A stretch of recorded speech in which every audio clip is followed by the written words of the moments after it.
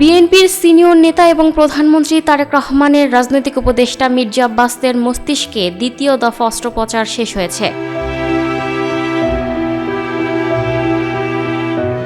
শুক্রবার 13 মার্চ রাত 8:30টায় এই অস্ত্রোপচার সম্পন্ন হয়। একই দিনে বিকেলে রাজধানীর এভার কেয়ার হাসপাতালে তার মস্তিষ্কে প্রথম দফার অস্ত্রোপচার হয়। হাসপাতাল সূত্র জানিয়েছে, দ্বিতীয় দফায় মির্জা আব্বাসের মস্তিষ্কে অস্ত্রোপচার শেষ হয়েছে। তার অস্ত্রোপচার সফল হয়েছে বলে নিশ্চিত করেছেন মেডিকেল বোর্ডের চিকিৎসকরা। এদিকে শুক্রবার জুমার নামাজের পর রাজধানীর এভার কেয়ার হাসপাতালে মির্জা আব্বাসকে দেখতে আসেন প্রধানমন্ত্রী তারেক রহমান। তিনি মির্জা আব্বাসের শারীরিক অবস্থার খোঁজ নেন। এ সময় তিনি তার শয্যা পাশে অবস্থান করেন এবং পরিবারের সদস্যদের সঙ্গেও কথা বলেন। সেই সঙ্গে প্রধানমন্ত্রী চিকিৎসা সংক্রান্ত দ্রুত ব্যবস্থা নিতে সংশ্লিষ্টদের নির্দেশ দেন। হাসপাতাল সূত্র জানিয়েছে, শারীরিক অবস্থা কিছুটা স্থিতিশীল হলে মির্জা আব্বাসকে বিদেশে উন্নত চিকিৎসার জন্য নেওয়া হতে পারে। মেডিকেল বোর্ডের অনুমতি সাপেক্ষে তাকে সিঙ্গাপুরে নেয়ার প্রক্রিয়া শুরু করবে পরিবার। গত বুধবার 11 মার্চ ইফতারের সময় অসুস্থ হয়ে জ্ঞান হারান বিএনপির স্থায়ী কমিটির সদস্য ও প্রধানমন্ত্রী তারেক রহমানের রাজনৈতিক উপদেষ্টা মির্জা আব্বাস। পরে তাকে এভার কেয়ার হাসপাতালে ভর্তি করা হয়।